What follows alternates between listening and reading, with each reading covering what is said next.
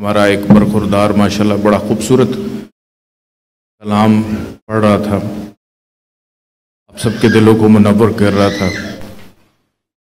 جب یہ کلام پڑھ رہا تھا تو میں ایک چیز سوچ رہا تھا کہ پروردگار اس کے لب و لہجے میں، اس کی آواز میں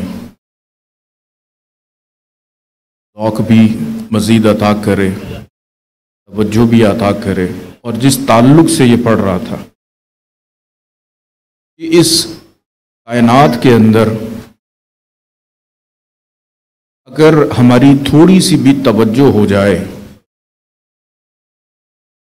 تو تکلیف بھی تعلق کا حصہ ہی ہوتی ہے۔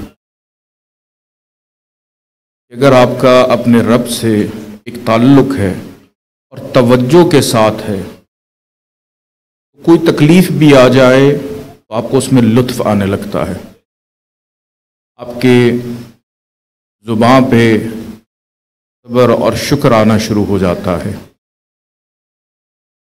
لیکن اگر تعلق نہ ہو تو پھر پیسہ بھی عذاب بن جاتا ہے۔ تعلق والے لوگ جو ہیں وہ ہمیشہ اسی کے متعلق ہی رہتے ہیں، اسی جستجو میں رہتے ہیں کہ ہمارا تعلق جو ہے وہ پروردگار کے ساتھ ہمیشہ قائم رہے۔ اور اگر آپ کا تھوڑا سا بھی توجہ آپ کی ہو جائے تو اس دنیا کے اندر سیریس ہونے کے بڑے مواقع ہیں، لیکن اگر آپ کی توجہ ہی نہ ہو تو پھر سیریس ہونے کا موقع بھی کوئی نہیں ہے۔ کہا یہ جاتا ہے کہ یہ جو کائنات ہے، کل کائنات، یہ کل کائنات جو ہے یہ حجاب حقیقت ہے۔ اس کائنات کے اندر ہمیں کچھ نہیں ملے گا، اور ایک طرف یہ بھی کہہ دیا جاتا ہے کہ یہی کائنات عین عکس حقیقت ہے، اسی کائنات میں ہی سب کچھ ہے، کہ جو اس کائنات میں اندھا ہے وہ اگلے جہان میں بھی اندھا۔ تو اس کائنات میں آنکھیں کھولنے کا موقع ہے کہ اگر اس کائنات کے اندر آپ آنکھیں کھلی رکھیں، توجہ رکھیں، تعلق رکھیں، اپنے خیال کو بہتر رکھیں، تو موقع ہے کہ اگلے جہان میں بھی آپ کا تعلق برقرار رہے۔ اسی کل کائنات میں سب کچھ ہے اور اسی کل کائنات میں کچھ بھی نہیں۔ اگر آپ اس زندگی میں توجہ اور خیال سے چلتے رہیں، اور کچھ ملے یا نہ ملے، کم از کم فیض مل جاتا ہے۔ مثال کے طور پہ ایک بابا جی ہیں، دربار میں بیٹھے ہیں، عبادت کر رہے ہیں، ان کا مقام بڑا ہی بلند ہے، اور ان کا ایک باورچی بھی ہے، مقام اس کا بھی ہے، وہ کھانا بناتا ہے، مقام ایک اس کا بھی ہے۔ اب اس کو کوئی غرض نہیں کہ بابا جی اندر کیا عبادت کر رہے ہیں، کیا ریاضت کر رہے ہیں، لیکن اس کا مقام یہ ہو گیا کہ وہ ان کے حال میں شریک ہو گئے، کہ ان کے حال میں کیا وہ کھانا بنائے گا، بابا جی کھائیں گے تو سلسلے ان کے آگے چلیں گے، کہ حال والوں کے خیال میں وہ شریک ہو گئے، یہ اس کا مقام ہے، لیکن اس کو ذوق خیال نہیں ملے گا۔ ذوق خیال صرف اسی کو ملے گا جو توجہ والا ہوگا، کہ توجہ جب تک نہیں ہوگی تو آپ کے خیال کو ذوق نہیں ملے گا۔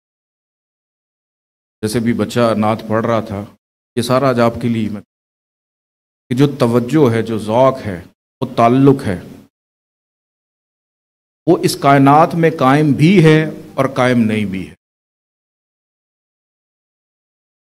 کہ تعلق والا ہو، توجہ والا ہو، وہ اپنی زندگی کے اندر یہ پرواہ نہیں کرتا کہ کیا ہو رہا ہے کیا نہیں ہو رہا، یہ آنا جانا لینا دینا یہ ساری چیزیں زندگی میں چلتی رہتی ہیں۔ صرف اور صرف اس چیز کا بڑا خیال رکھنا ضروری ہوتا ہے کہ آپ کے خیال میں کیا چل رہا ہے۔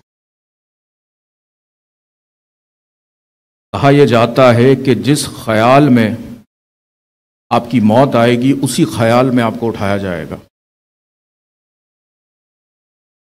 ایک درزی تھا، وہ سارا دن یہی کہتا رہتا تھا 1 گز 2 گز 3 گز۔ موت کا وقت قریب آ گیا، لوگوں نے کہا کہ کلمہ پڑھو، اور وہ کہنے لگا 1 گز 2 گز 3 گز۔ لوگ کہیں کلمہ پڑھو، وہ کہے 1 گز 2 گز 3 گز۔ یہ کہنے کا مقصد یہ ہے کہ آپ اپنے خیال کو اس پروردگار کی سوچ میں اس طرح سے معطر رکھیں کہ جب وہ وقت قریب آئے تو آپ کے منہ سے وہی جملے ادا ہوں جو آپ کے خیال میں چل رہے ہوں۔ یہ بالکل ایسے ہی ہے کہ اگر آپ نماز پڑھیں تو آپ نمازی ہو جاتے ہیں، آپ حج کرنے چلے جائیں تو آپ حاجی ہو جاتے ہیں۔ آپ کے خیال میں آپ کا خیال اللہ کی طرف رہے تو آپ مفکر ہو جاتے ہیں، اور آپ اللہ سے لو لگا لیں تو آپ اللہ والے ہو جاتے ہیں۔ اور جس شخص کی توجہ تعلق اللہ سے بن جاتا ہے اسی کو فقیری مل جاتی ہے۔ یہ فقیری یہ نہیں کہ روحانیت آ گئی، خواب دیکھ لیا، ہوا میں اڑنے لگ پڑے، آنا تو زمین پہ ہی ہے۔ کہ اگر آپ میں استقامت آ جائے تو بس اتنا ہی کافی ہے، آپ اپنی زندگی سے راضی ہو جائیں اتنا ہی کافی ہے۔ آپ اللہ سے راضی ہو جائیں، اللہ آپ سے راضی ہو جاتا ہے۔ یہ کہتے ہیں کہ جس سے جو بندہ اپنے رب سے راضی ہے رب اس سے راضی ہو جاتا ہے۔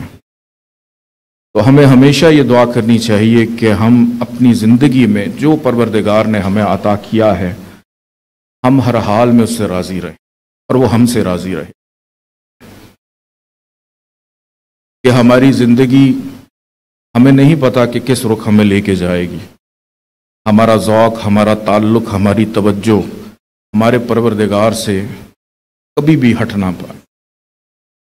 ہم اپنے رب سے یہ تعلق جوڑتے ہیں دعا کر کے کہ پروردگار ہم گنہگار ہیں، ہم توبہ کرتے ہیں، ہم استغفار کرتے ہیں۔ ابھی ہمارے زادی صاحب مجھے بتا رہے تھے حدیث رسول حضرت محمد مصطفیٰ صلی اللہ علیہ وسلم کہ جو شخص گناہ کر لے اور اس کے بعد وہ باوضو ہو کر 2 رکعت نماز پڑھے اور اپنے رب سے استغفار کرے تو اس کی توبہ ہے وہ قبول ہو جاتی ہے۔ کہ توبہ آپ ایک دفعہ کر کے تو دیکھیں کہ ہر دفعہ، ابھی پچھلی نشست میں بھی میں یہ کہہ رہا تھا کہ ہمیں ہمیشہ استغفار بار بار اسی لیے کہا جاتا ہے کہ آپ کرتے رہو کہ جب کبھی ہمیں موت آئے تو حالت گناہ میں نہ آئے، حالت توبہ میں آئے۔